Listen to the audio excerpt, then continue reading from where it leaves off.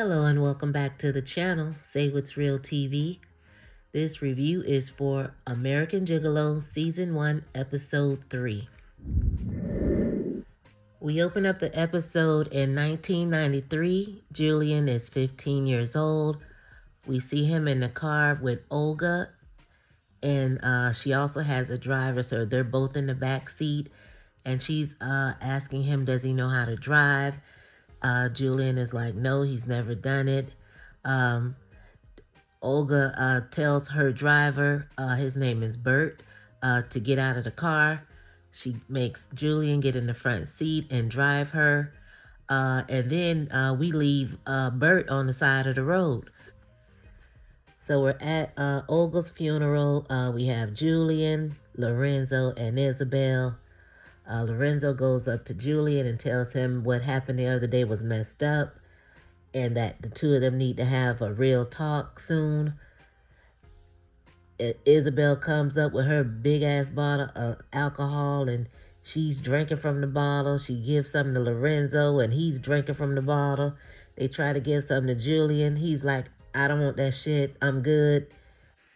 So Lorenzo and Isabel decided they wanted to play this name game for Olga. So they start rambling off stuff they wanted to call her, and they were like boss, mentor, adversary, bad bitch, warden, mama, lover. And when Isabel said lover, Julian looked at her and she looked at Julian. He didn't say anything, but she goes and pours all of her liquor all over Olga's casket, saying, fuck you, Olga. Fuck you. So Julian walks off from Isabel crazy ass. He goes over there to his car, and guess who in the hell sitting on his damn car? It's that damn Detective Sunday. Detective Sunday basically gets straight to the point and asks Julian who would want to kill Olga, and would it be the same people who killed Janet? And Julian is like, I don't know. You tell me. You're the detective. So Detective Sunday really is trying to low-key tell Julian that she thinks he may have something to do with Olga, thinking that he may have tried to get revenge for Olga hiring Finnegan to set him up because of what Finnegan said. And Julian was like, I didn't do it, detective. And she was like, well, where were you that night? Julian said, walking. And when I tell you I laughed at that, because Julian was definitely walking and walking and walking. He did not lie, and we can all attest to that. The man walked all day and he walked all night. So Detective Sunday says, oh, so you were walking. Were you, she said, walking where? He said, around. She's like, oh, around. She said, were you with anyone? He said, no. I'm like, damn, tell her you was with Rufus 2.0. Oh, Lord, I'm being silly. But anyway, she said, well, you make sure you answer. When I call you, you answer day or night. And then she walks off. So Isabel jumps in front of Julian's car as he's trying to leave the funeral. She's joking around, playing around. She comes up to the side of the car and was like, was I being too mean to you the other day? Is that why you haven't been back? And Julian just looks at her. He doesn't say anything. She kind of walks off and he calls back at her. Isabel, do you remember Lisa Beck and that thing that happened to her? So Isabel kind of walks back up to his side of the car and was like, I kind of forgot about that. I haven't thought about that in years. Why? And Julian was like, oh, just something I just happened to think about today. Now, Isabel says, what I do remember, what I have thought about today was my first job. Hank, 250 pounds of sweaty Russian. I guess it was one of the Johns that Olga had her go to a room and I guess put her to work. And Isabel says, I thought I was her daughter. Now, I'm confused because in the first episode, she clearly said that she was Olga's niece. So now all of a sudden, episode 3, she says, I thought I was her daughter. Now, somebody make that make sense because I'm confused. So she still says, reminiscing about it, and says that she thought she was Olga's daughter and that she was special. And she told Olga she wasn't doing it. She wasn't going to sleep with Hank. And Olga hit her. So then she walks off from Julian's car and leaves. But all that was a bunch of damn deflection. Isabel just pulled on Julian because she did not answer anything about Lisa Beck. She turned that mess all on what Olga did to her. Pay attention, Julian, pay attention. So we get a flashback scene with Lisa and Julian, and they're in love and running around happy-go-lucky. And it looks like in this flashback is when Julian took Lisa over to one of Olga's parties for the first time. So then we go present day, and Julian is going to his old high school to get some information about Lisa. So he's meeting up with a Mr. Banks and asking questions about Lisa and what information he's able to give him. We learned that Lisa actually committed suicide, or that's what was said anyway. But you could tell that Mr. Banks has been coached up and probably led to feed Julian some bullshit, because we never get any answers in this particular scene at all. We go over to Michelle's house, and she's still over there panicking and frantic, getting ready to drink some wine, but she changes her mind. So her husband, Stratton, he comes in the kitchen where she is, and she's like, oh, have you heard anything? And he was like, if I did, I would already told you, basically. Like, I'll let you know when I do. When I know something, you'll know something. So she was like, oh, my son has been kidnapped by a pedophile. And Stratton is like, he was not kidnapped. He ran away, and he'll be fine. He'll be home. He'll return soon. Like, girl, calm down. He all right. Then she going all, I don't even know what Michelle was talking about. It really didn't even matter. The whole point of the scene was she gets this text message, and the text message was actually from Elizabeth's husband asking her, can they meet up? So Michelle meets up with Elizabeth's husband, and he asked her, did you mean what you said when you said you would protect her if I help you find her? Michelle was like, yes, I'll do what I can. And then he was like, Elizabeth has never done anything outside of the lines before, ever. And it took her 6 months before she would even kiss me. So he looking at Michelle with them big ass eyes, talking about, oh, I still love her and I still want her to come back home to me. I'm like, tuh. And then he hands Michelle their banking transactions and tells her that there's a charge on that little raggedy motel they staying in. Then he walks off. So we go over to the motel where Elizabeth and Colin are. We see Colin staring at a photo of his mom and Julian. So we know now that Colin knows that Julian is his dad, because Elizabeth comes out and says, staring at the picture will not make him magically appear, as if Colin has been longing for his dad all this time. Okay, now we need some answers on this. We need to find out what's going on with this. How did Colin get this picture? How did he find out about Julian? We need answers. Does Stratton know about Julian? So Colin says he is hungry. Elizabeth says she wants a hamburger and shake. Colin agrees to go get the food. He's over there getting the food. Elizabeth is in the room sitting on the toilet brushing her teeth at the same time. There's a bam on the door. Elizabeth jumps up, pull her panties up on one side, spits out the toothpaste, wash her mouth out with the same hand she was using the bathroom with, pulling up her panties with. Just, unbelievable.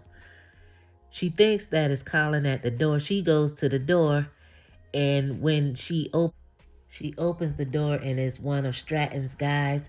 We're just going to start calling him Mr. Clean from now on, because I don't know his name. And until I figure out what his name is, we're going to just say Mr. Clean. So he bogarts his way in the damn door and asking her, where is Colin? Where is Colin? She's like, I don't know. He's looking around like, you a goddamn lie. Where is Colin? She's like, I don't know. She picks up the cell phone, talking about, call him, call him. She's like, no, like refusing at everything. He jams her ass up against the mirror, and you see blood on the back of the mirror. I guess she bust the back of her head a little bit. She ends up spitting in the man's face, and when she did that, I already knew what time it was. They get to tussling around the room, tussling, fumbling around. Next thing you know, they on the side of the bed. She done hit her goddamn head on the nightstand, I guess, and now she laying there dead to the bed. And then when they show Mr. Clean, his face is like he saw a ghost or whatever, like he was shocked. So you could tell he really didn't mean to kill her or wasn't going to hurt either of them. So I guess he ended up running out of the room. Then the camera pans down to Elizabeth, and we see the picture of Julian and Michelle laying next to her. I found that to be really ironic. So then Colin comes in from getting the food, and he's looking all scared and bewildered or whatever. He sees Elizabeth laying on the ground, and he is shocked. He runs out of the room as fast as he can. So while Colin is running off into the night trying to get away from the drama in the motel room, he finds this motel window open, and he gets inside and he hides out. So then we go to the scene where we find out that Julian still has his little restaurant job. They got him in there peeling a whole pallet of onions, trying to help out. Julian gets off from work. He goes back home. He's chilling. The landlord comes up. We find out that her name is Lindsay. They end up smoking weed together and talking, and she thanks him for something. I don't know what she said. And she gets to talking about her old neighbor that passed away, that was sick, and how she glad she was able to have the time to spend with her before she passed away. And then as they're talking, here comes Lorenzo pulling up. So then Lorenzo comes inside, and he's bringing Julian all of his old suits. So Julian asks him, how did you know where I lived? And Lorenzo says, I know everything. So I believe Lorenzo is the reason that Guy knew where Julian lived. We have to keep our good eye on Lorenzo, but I had already said that. So we come into Julian's place, and Lorenzo is like, wow. And I'm like, oh, damn, wow. I say, this looked like a whole new apartment, because we remember when Julian first got it, the shit looked like we was looking at a damn episode of Hoarders. Julian got that thing looking damn tip-top shape, nice and clean, like a whole new apartment. Looked like Molly the maids come up in there every damn day. But you know, when you're in prison, your shit gotta stay clean. So, you know, he learned that anyway. But Julian's a clean person anyway. So anyway, the apartment looks real nice. So Lorenzo holds up this vial of cocaine and is like, oh, I got a little housewarming gift for you. And Julian looking at him like, I don't want that. He was like, come on, it's not like that prison stuff you was taking or whatever. Julian's like, no, I'm good. I don't do that. I don't want that.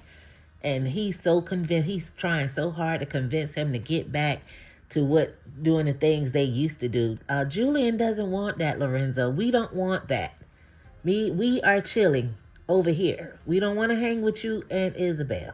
So he's holding up these different suits that Julian used to wear and telling him he's going to go out tonight and hang out with them. And Julian's like, I'm not wearing that. And Lorenzo's like, why not? Julian said, because it's a costume. So Lorenzo starts jokingly saying, oh, no, your little work outfit is the costume. And, just being silly or whatever going on and on, telling him to stop being a bitch and come hang out with the two of them and don't be selfish. If he won't do it for them, at least do it for Olga. Trying to guilt trip Julian to come be with them for some reason. Why? Why you so adamant? You think he mad at you from the other night. You think you coming in there doing all that. Julian ain't forgot you ain't told him that Olga was sick. And not only that, you still ain't told Julian what the hell happened. You said at the funeral we was going to have a real talk. You come bringing your ass over here with a vial of cocaine. When are we going to talk? I want to know what happened to Olga. You have yet to mention that. And then keep in mind, when Julian turned down the cocaine, Lorenzo sat the cocaine on the counter and said, well, it'll be here later on when you want it. So Lorenzo leaves. Julian is on the sofa. He starts having these flashbacks. The flashbacks start with Janet Holmes and when Julian realizes that she's dead. It then goes straight to young Julian and young Lisa where they're at Olga's party. Julian is asleep and Lisa wakes up. So she gets up and she starts walking around. She looked like she's in a daze. I'm not sure if she has taken any kind of drugs or anything, but that's how she's walking and looking. Like she doesn't really know where she is. So she's just walking aimlessly through the house, looking at the different things going on. So then she comes to the pool and gets in the pool. Then Julian wakes up, comes and follows her out to the pool, but then we don't see anything else. Julian's face looks like something may have happened while she was in the pool, but we pan back to Julian sitting on the... We get this scene where Michelle is pulling up to the motel where Elizabeth and Colin are. We know that the husband gave her the information to their whereabouts through their credit card transactions. So Michelle goes in the room. Well, she goes and knocks on the door, and the door is open. She goes in, and she's calling out for Colin. She walks in slowly, looks around, and she sees Elizabeth's body laying there dead. She sees Colin's stuff all around the room. So she starts cleaning up the room, grabbing all of Colin's stuff. She's trying to wipe the blood up off of the mirror in the wall and cleaning up. But one thing her dumb ass left was that goddamn picture of her and Julian laying next to Elizabeth on the floor. Like, girl, how did you not see the picture, Michelle? How did you not see this picture? It's your ass on the picture. Girl, you should have snatched everything. You should have been looking at everything. So while we are visually seeing Michelle in the room, we're also going between two scenes as she is explaining to Stratton what happened when she got to the room. So she's told him everything that happened, how she found Elizabeth with the broken neck. She panicked. She saw all of Colin's stuff. She cleaned up everything that had anything to do with Colin. And she bounced, I guess. And Stratton was like, why would you touch anything in the room? And Michelle was like, she don't even know. But we know she was trying to protect her child. But, So Michelle says, we need to call the police. As soon as Michelle says we need to call the police, we see Mr. Clean come running his ass from out of nowhere. We don't even know where this man came from. He's like, absolutely not. And Michelle is like, and why not? And he's like, well, you have a dead woman left in a hotel room with your son being the last person to see her. And Michelle was like, he didn't do it. We know he didn't do it, Michelle, because the killer's standing right in front of you. Mr. Clean standing there all nice and calm, cool and collective, with his arms all folded like he don't know what the hell happened in that hotel room. But we know his ass was scared shitless when that lady broke her neck and died. So he looks to Stratton and says, Richard, if you call the authorities, Colin will become the prime suspect. So Stratton is like, well, what do we have to do? What are we gonna do? And Richard asks Michelle, did anybody see her? And she's trying to think. They're like, who? Maybe a housekeeper, maybe this, maybe that. So Michelle tells them that she did go into the office to ask what room Elizabeth was in. So the office manager saw Michelle. So we go back to where Colin is, and I guess he found the room that he's in is actually, it looks like a storage room for the hotel where they keep all of the cleaning supplies and extra towels and different things for the other rooms. So one of the cleaning lady comes in the room and she sees him. She's startled. Colin is startled and scared. She looks at him like, I don't want no smoke. I just want to try to get me some towels and that's it. Colin ain't listening to that. He just as scared as he want to be. But she doesn't do anything. She pretty much lets him sit there and she leaves. And Colin just sits there scared. So I don't know how long Colin planned on sitting in this little room. But he's just in there for now. So we head over to the precinct where Detective Sunday is briefing the other officers on the murder investigation for Guy, and Olga. She's trying to explain who Olga used to be back in the 90s. She was this big time madam. We learned that Olga was 64 and she said that Guy was 54. Now, that's a goddamn lie. Guy had to be older than 54 now. Come on now. So Detective Sunday tells all the officers that they went into the house. Nothing unusual was found in Olga's house. They're going to send in forensics to see what they can find. And she was done with her part of her investigation. So then we get the next detective. She comes up. She says her subject is Elizabeth Shannon House, which is the teacher. The teacher was found in the hotel room with a broken neck. And they also found the picture, of course, that was laying next to Elizabeth. So she puts the picture up on a big screen so all the officers can see. As soon as she does that, Detective Sunday's eyes light up like a damn Christmas tree because her favorite person is one of the people on the picture, Mr. Julian. Also in the picture, we know it's Michelle. Detective Sunday picks up her iPad, she zooms in on it and takes a picture of the picture. Then we head back over to the motel where the officers are investigating Elizabeth's murder. We see Mr. Clean. He's inside of the office with the office manager. He tells him, thoughtful of you to provide us some lollipops. And the manager, he said, I don't have time. He said, oh, you have time for me. Like, you gonna make time for me.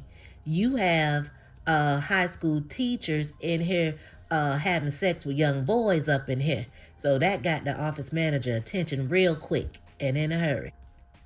So with this particular scene, we have Mr. Clean talking to two different people and they're flipping back and forth between both scenes, which I absolutely love.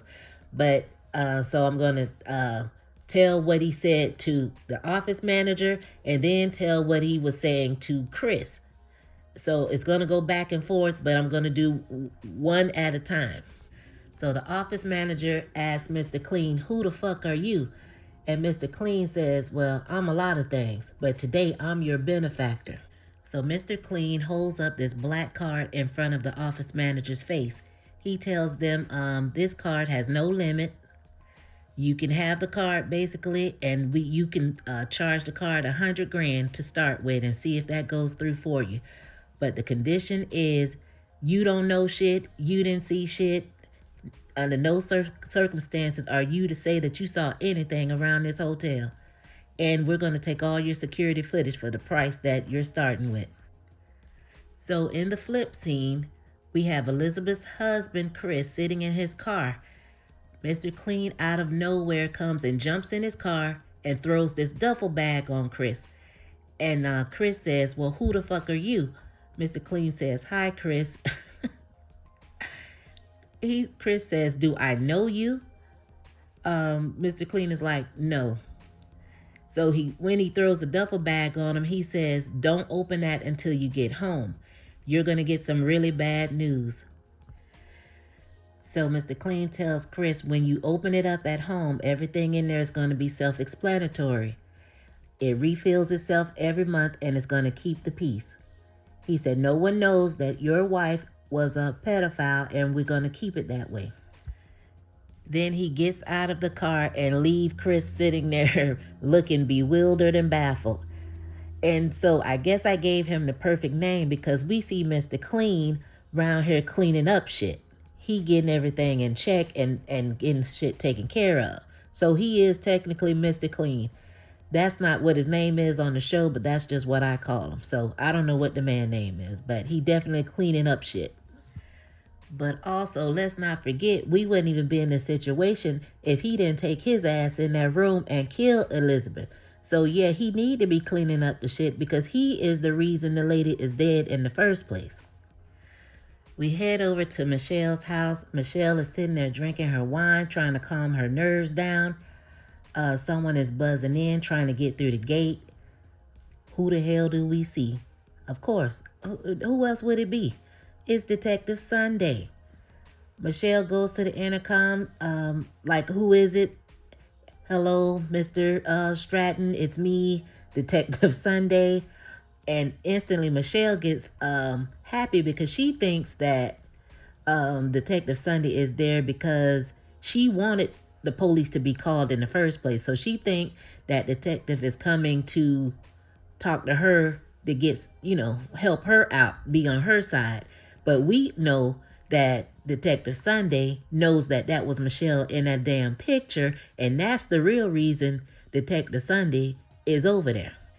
So Michelle lets Detective Sunday in, and she's running off at her mouth talking about, I know this is a delicate situation, but I think this is so much better if, and Detective Sunday says, if what? And Michelle is like, well, didn't my husband call you? She's like, no, why would he be calling me? So Michelle gets in her head that she need to stop running her mouth. So then she asks Detective Sunday, why are you here? So Detective Sunday gives Michelle the picture and asks her, does she recognize the guy in the photo? Michelle looks at the photo and gets, surprised that, like, how the hell she got this photo. She's looking crazy. She's like, no, I don't know who that is. And Detective Sunday, crazy behind, said, well, take another look. Look a little longer. Look like maybe it's some kind of fundraiser. Now, she know damn well wasn't no fundraiser, and they in there kissing and shit all in the picture. So Detective Sunday tells Michelle that the photo was actually found in the crime scene on the floor next to the victim, and they are trying to identify the people in the photo, which we know Michelle is one of the people in the photo, but we also mainly trying to figure out why a photo of you and someone else is in this particular room at this crime scene. That's basically what she's trying to say. And she's going to need some help from Michelle as much as possible. And if she's not willing to try to help her, she's going to have to investigate her family. So as soon as Michelle hears that, Michelle wants to cooperate a little bit. So she says that Julian is a prostitute. She used him a couple of times for a couple of parties. He took a few pictures with some of her and her girlfriends. And basically, he just was a prostitute. So then we go to a scene of flashbacks where Michelle and Julian are together in a hotel room. Michelle gives him a box. He opens the box. We see it's a shirt. It's the same shirt that he has on in the picture that's found at the murder scene. So we see that it's Julian, the one having the flashbacks, and he's reminiscing on them at the beach and the day they took the pictures at the beach with the shirt on, and he has the shirt in his hand, present day, out of the box he's going through. He's smelling the shirt. He looking through the pictures. Julian also has a copy of the little photo booth pictures that they took that day on the beach. We all knew it was coming. Detective Sunday calls Julian. Julian answers. She's like, Julian, We had a crime scene at a motel, and the evidence that was presented at the precinct was a photograph. And guess who's on the photograph, Julian? It was you. You fucking Julian. You're like the Where's Waldo of crime scenes. And Julian, of course, he don't know what the hell going on. So he's like, well, I'm not understanding. So Detective Sunday is like, well, do you know who you were on the photo with, Julian? Of course he doesn't. So he was like, I guess you're going to tell me. She's like, well, it was Michelle Stratton. So now Julian, he done tightened up. He paying attention now. So Detective Sunday is like, well, how do you know her, Julian? And he's like, I don't recall I do. He trying to play it off or whatever. And Detective Sunday is like, well, she sure knows you. She said she used to use you back in the day. Julian's like, use me? She said, yeah, she used you as the prostitute a couple of times back in the day. So Julian, I guess he goes ahead and like agrees with that. And he tells her, look, I gotta go. So he hangs up the phone and throws his phone across the room. And then we see he pans down and see the coat that Lorenzo left earlier that day on the table. Now I guess he's all stressed the hell out and then got triggered. So now he gonna go back to snorting powder. So I was trying to figure out, did Julian get upset because Detective Sunday used the words she used you instead of telling him? Did he want Michelle to tell Detective Sunday that they were in love and they were lovers? Or did he get mad because the lady said that she used him back in the day? So I'm kind of confused with that. Like, why did he get so upset?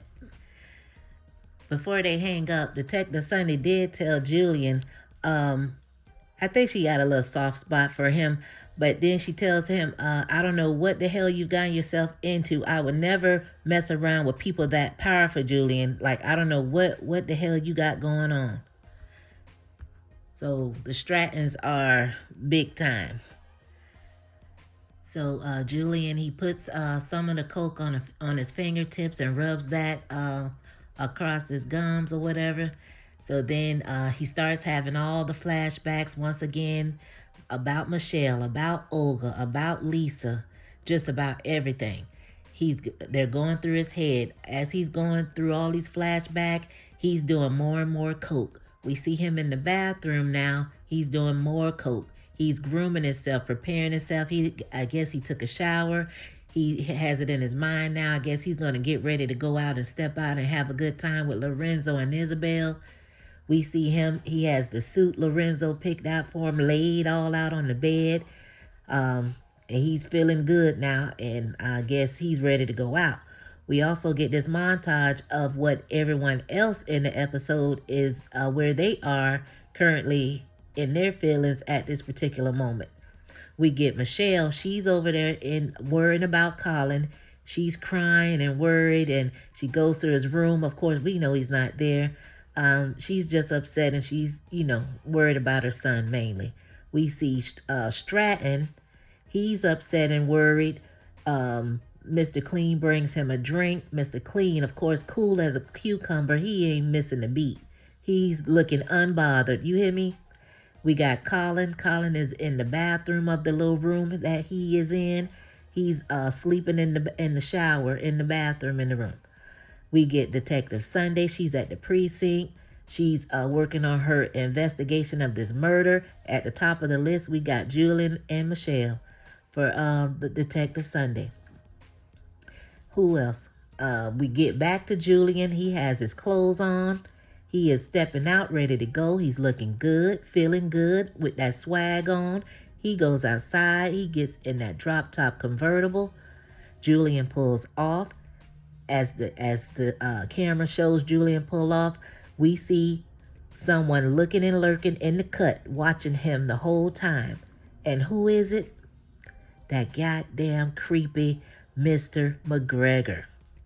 And the episode ends.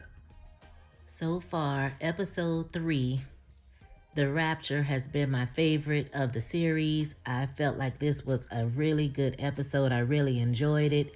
I got a little bit of action out of it. It was suspenseful. It was creepy.